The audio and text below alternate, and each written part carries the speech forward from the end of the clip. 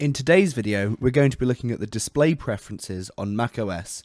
This is helpful to reach if you're trying to get your MacBook to display on a TV, to display a movie or something, or maybe a spreadsheet or presentation to your colleagues. It's very easy to bring this up. We can either spotlight search it by pressing Command Space and searching for display, or alternatively, we can press Option and either one of the brightness keys.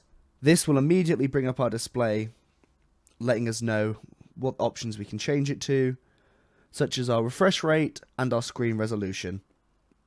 We can also change the arrangement of screens if we have multiple displays, and we can also change a color profile if we want to get the calibration just right for a movie we're watching.